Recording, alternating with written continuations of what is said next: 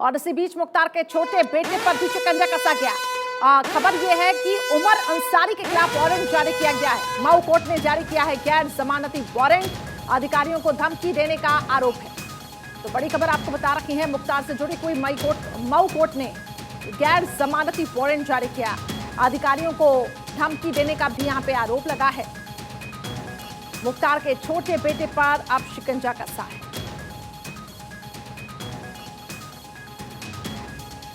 सर्वेश मेरे सहयोगी अधिक जानकारी के साथ जुड़ चुके हैं। सर्वेश, मुख्तार अंसारी को 10 साल की सजा, अफजाल अंसारी को 4 साल की सजा। अफजाल को हम ये कह सकते हैं कि बड़ा राजनीतिक झटका भी लगा, संसदीय सदस्यता भी रद्द हो गई, अब वो चुनाव भी नहीं लड़ सकेंगे। अब आगे क्या ऑप्शंस है? क्या हाईकोर्ट का दरवाजा खटखटाया जाएगा? और एक और चीज समझना चाहूंगी, गाजीपुर जेल क्या दोनों को रखा जाएगा? जी बिल्कुल, देखिए गाजीपुर जेल में उनको कोई सुविधा नहीं मिलेगी, क्योंकि जैसे ही उनको सज़ा सुनाई गई 4 साल की, अगर वो 4 साल से कम की सज़ा होती तो कोर्ट से ही उनको बेल मिल सकती थी, लेकिन जैसे ही 4 साल की सज़ा हुई तो कानूनन सदस्यता उनकी चली गई। अब वैसे में अब उनको कोई भी सुविधा सांसद के तौर पे जो सुविधाएं मिलती थी, तमाम सुविधाएं उनसे छीन ली गई हैं। और यही वजह है कि आपने देखा होगा कि कैदी वाहन में बिठाकर उनको ले जाया गया गाजीपुर कोर्ट से गाजीपुर जेल। आए तो थे अपनी गाड़ी से, लेकिन गए हैं कैदी वाहन में बैठकर। निश्चित तौर पे अगर देखा जाए तो इससे एक बात साफ हो गई है कि अपराधियों के खिलाफ, माफियाओं के खिलाफ योगी सरकार जिस तरीके से कार्रवाई लगातार कर रही है, उसी की एक कड़ी के तौर पे इसको देखा जा सकता है। वहीं अगर बात करें उमर अंसारी की, जो कि मुख्तार अंसारी का छोटा बेटा है, उसके खिलाफ भी मऊ कोर्ट से गैर जमानती वारंट जारी किया गया है और उसकी भी जांच पड़ताल, खोजबीन लगातार जारी है। जैसा कि गाजीपुर एसपी और डीएम से हमारी बातचीत हुई, उन लोगों ने साफ तौर पे अपने बयान में कहा कि पुलिस मुस्तैद है और हर उनके छुपने के ठिकाने पर पुलिस दबिश दे रही है और जहां भी पकड़े जाएंगे उनको सलाखों के पीछे भेजा जाएगा। तो एक तरह से कहा जाए तो अंसारी परिवार को पूरी तरह से नेस्ता नाबूद करने की तैयारी योगी सरकार ने की है और उसी के तहत तमाम कार्रवाइयां की जा रही हैं। जी ठीक है सर्वेश, लेकिन फिलहाल आप ये बताएं कि वहां पे किस तरीके का माहौल क्योंकि बना हुआ है, क्योंकि जहां इनका दबदबा चलता था और लगातार, क्योंकि वक्त काफी बीत चुका है, ऐसे में वो जो पीड़ित परिवार है जिनको लगातार इंसाफ की जो मांग कर रहे थे, कानूनी प्रक्रिया में जो लेट लतीफी होती है, इसका क्या असर देखने को मिला? और जब ये फैसला आया तो उनका आखिर क्या रुख था? देखिए, समर्थक काफ़ी संख्या में वहाँ जुटे हुए थे, लेकिन किसी ने चू नहीं की, क्योंकि अब योगी का राज है और सब जानते हैं कि कानून के राज में अगर चू चपड़ करेंगे तो उसका खामियाजा उल्टा भुगतना पड़ेगा।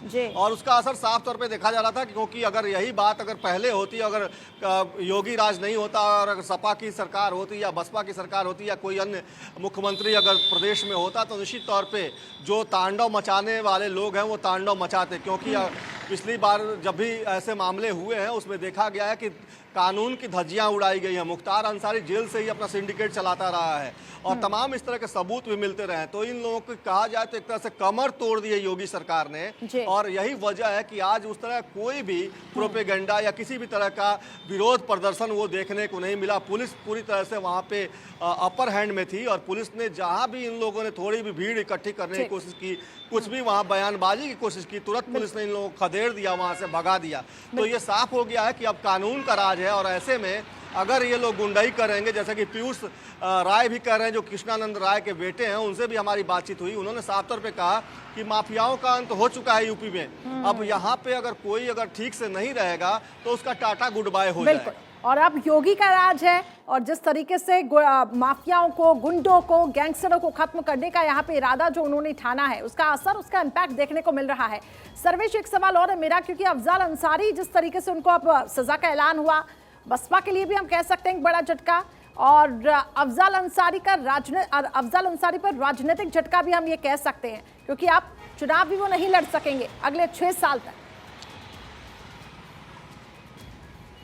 जी देखिए, बिल्कुल जिस तरीके से बहन जी नारा देकर आई थी कि चढ़गुंडों की छाती पर मुहर लगाओ हाथी पर 2007 में सत्ता में आई थी, और उसके बाद उन्हीं गुंडों को उन्होंने अपने पार्टी से सांसद बना दिया और मायावती ने ही इन तमाम लोगों के खिलाफ, चाहे मुख्तार अंसारी हो, अफजाल अंसारी हो या फिर एजाजुल हक हो, इन लोगों के खिलाफ गैंगस्टर एक्ट में मुकदमा दर्ज करवाया था और उसी मायावती ने फिर इनको अपने पार्टी से टिकट देकर सांसद बना दिया। तो एक तरह से कहा जा सकता है कि अब ऐसे लोगों की खैर नहीं है और निश्चित तौर पर बसपा को एक बड़ा झटका लगा है। जहां उसके लोकसभा में 10 सांसद थे, उसमें से एक की सदस्यता अब चली गई है, तब उसके पास अब बस 9 ही सांसद बचे हैं। तो निश्चित तौर पर बहन जी के लिए, मायावती के लिए भी एक बहुत बड़ा झटका है और पूर्वांचल की राजनीति के लिए भी एक तरह से कहा जाए तो बहुत बड़ा सबक है। जिस तरीके से पूर्वांचल में हथियार के बल पे, राजनीति का अपराधीकरण के बल पे सत्ता हथियाई जाती थी, अब वो इतनी आसान बात नहीं रह गई है, क्योंकि अब कानून का राज स्थापित हो रहा है और कानून सम्मत कार्रवाइयां हो रही हैं, जिससे दहशत है गुंडों में, माफियाओं में। बिल्कुल, और वो पूर्वांचल जहां पर इनका दबदबा था, आज उसी पूर्वांचल में देखिए अब ये गुंडे माफिया जाने के लिए डर रखे हैं।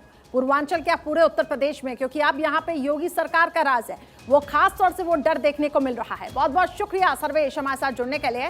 तो बड़ी खबर लगातार भारत 24 आपको बता रहा है कि 10 साल की सजा यहाँ पे मुख्तार को हुई, अफजाल को यहाँ पे 4 साल की सजा हुई है।